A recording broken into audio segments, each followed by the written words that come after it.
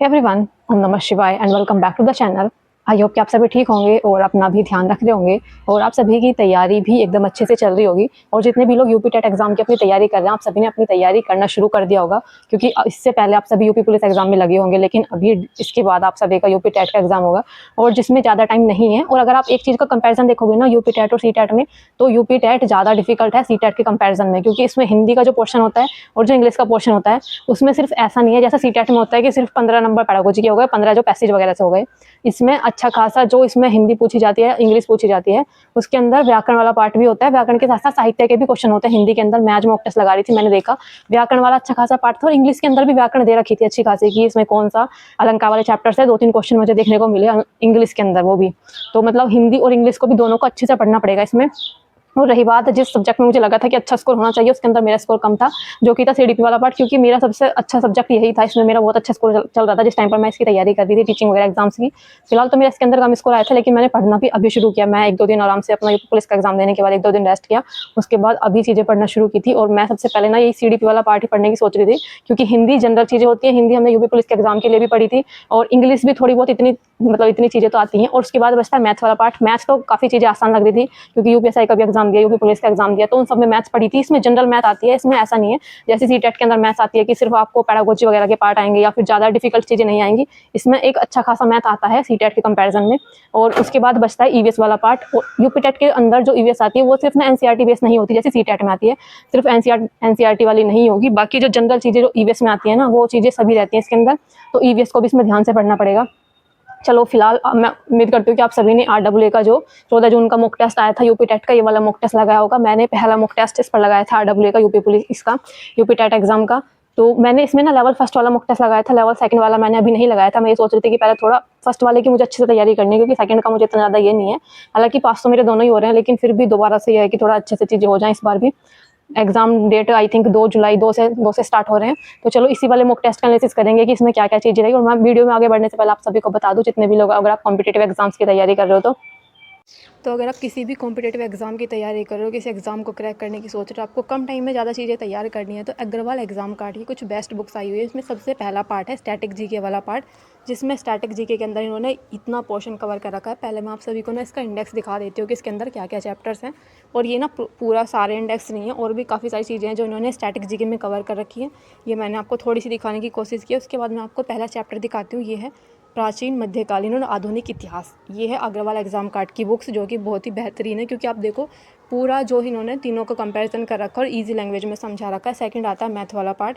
Math के अंदर इन्होंने कुछ शॉर्टकट ले रखे हैं, यानी कि कुछ शॉर्ट ट्रिक्स यूज़ कर रखी हैं, जिसके थ्रू हम मैथ को कम टाइम के अंदर बेहतर कर सकते हैं। ये है मैथ का इंडेक्स पेज। इंडेक्स पेज में आपको देख कर पता चल रहा होगा कि इन्होंने जितने भी चैप्टर्स हैं उनको चैप्टर्स को भी ना बता रखा है कि हर एक चैप्टर के अंदर किस टाइप से क्वेश्चन बन सकते हैं। ये सभी आप देख रहे होंगे यहाँ पर इंडेक्स में कि बता रखा है परसेंटेज के अंदर किस टाइप से कैसे कैसे क्वेश्चन बन सकते हैं। तो ये चीज़ मुझे काफ़ी अच्छी लगी मैथ वाले पार्ट के अंदर, जिसमें इन्होंने बता रखा है कि हर टाइप में कितने टाइप के क्वेश्चन बन सकते हैं। ये था इनका पहला अध्याय, अपनी गणना को तेज करना, यानी कि हम अपनी स्पीड को कैसे सही कर सकते हैं मैथ के अंदर। बुक्स काफ़ी बढ़िया हैं और इजी ट्रिक्स वगैरह भी बता रखी हैं, ताकि हम, क्योंकि एग्ज़ाम के टाइम में ना सबसे ज़्यादा टेंशन ना टाइम की ही होती है कि हम अपना उतने टाइम के अंदर चीज़ें कर पाएँ। थर्ड पार्ट आता है रीजनिंग वाला पार्ट। ये है रीजनिंग वाला कंटेंट। रीजनिंग के अंदर भी इन्होंने बहुत ही अच्छे से चीज़ें समझा रखी हैं। ये रीजनिंग के सभी चैप्टर्स हैं जो आप सभी यहाँ पर स्क्रीन पर देख रहे होंगे। रीजनिंग का मैं आप सभी को पहला चैप्टर दिखाती हूँ, problem based on the English alphabet, यानी कि अल्फ़ाबेट वाली जितने भी क्वेश्चन बनते हैं वो सब इन्होंने फर्स्ट चैप्टर के अंदर आराम से समझा रखे हैं। तो रीजनिंग वाला पार्ट भी बिल्कुल ईजी कवर कर रखा है। फोर्थ पार्ट आता है जो कि इंग्लिश वाला पार्ट, यानी कि जनरल इंग्लिश। इंग्लिश हम सभी को थोड़ी डिफिकल्ट लगती है, मोस्टली हम सभी यूपी बोर्ड से पढ़े हुए होते हैं या इंग्लिश मीडियम के हिंदी मीडियम के रहते हैं। तो इंग्लिश भी इन्होंने काफ़ी अच्छे से समझा रखी है। ये इंग्लिश का इंडेक्स पेज है। इंडेक्स पेज में आप सब देख सकते हो कितने चैप्टर्स में दे रखे हैं। और सबसे पहले चैप्टर की बात करते हैं, जो कि है नाउन वाला चैप्टर। ये देखो यहाँ पर इन्होंने डिटेल में समझा रखा है नाउन वाला चैप्टर। उसके बाद पूरा चैप्टर समझाने के बाद आराम से इन्होंने चीज़ें बता रखी हैं कि कैसे कैसे क्वेश्चन बन सकते हैं, ये किस टाइप के क्वेश्चन आते हैं। तो अगर आपको भी ये बुक्स चाहिए तो मैं इनका जो लिंक होगा वीडियो के डिस्क्रिप्शन बॉक्स में और पिन कमेंट दोनों जगह लगा दूंगी, वहाँ से जाकर आप इन बुक्स को ऑनलाइन परचेस कर सकते हो और अपनी तैयारी को ऐसे स्ट्रॉन्ग कर सकते हो। बाकी मिलते हैं नेक्स्ट वीडियो में, तब तक के लिए bye bye, take care and Radhe Radhe. चलो फिलहाल एनालिसिस स्टार्ट करते हैं कि किस क्वेश्चन में कहाँ पर क्या क्या चीज़ें रही, कितना स्कोर मेरा बना है। तो यूपी टेट एग्ज़ाम का 14 जून का आरडब्ल्यूए का वो जो मॉक टेस्ट आता है, इसके अंदर सबसे पहले सीडीपी वाले पार्ट की अगर मैं बात करूँ तो इसमें मेरे 21 क्वेश्चन सही थे और 9 क्वेश्चन गलत थे। इतना कम स्कोर कभी नहीं रहा, लेकिन मैं बता रही हूँ ना, मैंने पहले टाइम पर ही जितनी चीज़ें पढ़ी थी उसी के आधार पर मैंने दिया था। अभी मैंने पढ़ना अभी शुरू किया कल से और आज से, यानी कि 13 तारीख से, और आज 14 तारीख है, तो 2 दिन पढ़ा है अभी सिर्फ। तो इसमें 21 क्वेश्चन सही थे और 9 क्वेश्चन गलत थे। 4 मिनट लगे थे सही क्वेश्चन को करने के लिए और 2 मिनट लगे थे गलत क्वेश्चन को करने के लिए। और उसके बाद ईवीएस की अगर मैं बात करूँ तो ईवीएस में भी जनरली 25 क्वेश्चन मेरे सही थे और 5 क्वेश्चन मेरे गलत थे। इसमें ईवीएस इसलिए सही हुई है ना, इसमें ईवीएस जो था ना जनरल सी चीज़ें थी, जैसे जीके वगैरह वाला पार्ट होता है, इस टाइप से थी ईवीएस वाला पार्ट। ऐसा नहीं था किसी एनसीईआरटी वाले क्वेश्चन हो गए कि ये जो सीटेट के अंदर जो एनसीईआरटी के क्वेश्चन बनते हैं ना ईवीएस में, वैसी ईवीएस इसकी नहीं आती। तो इसमें ईवीएस में इतना स्कोर था। और मैथ्स की बात करूँ तो इसमें मेरे 29 क्वेश्चन सही थे, 1 क्वेश्चन इसमें मेरा गलत था और 21 मिनट लगे थे सही क्वेश्चन को करने के लिए और 2 मिनट लगा था गलत क्वेश्चन को करने के लिए। हिंदी की अगर मैं बात करूँ तो हिंदी में मेरे 29 क्वेश्चन सही थे और 1 क्वेश्चन मेरा गलत था।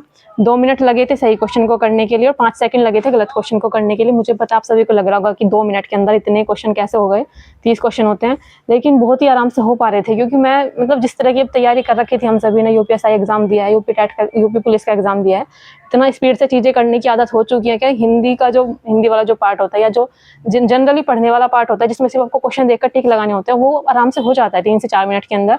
अगर इसमें तो फिर भी मुझे काफ़ी आसान लग रही थी, इसलिए 2 मिनट के अंदर हो गई। नहीं तो अगर जनरली मैं बात करूँ तो यूपी पुलिस के एग्जाम में भी 4 से 5 मिनट में हिंदी मेरी कंप्लीट हो जाती थी, लेकिन इसकी काफ़ी आसान थी, आराम से हो गई थी मेरी।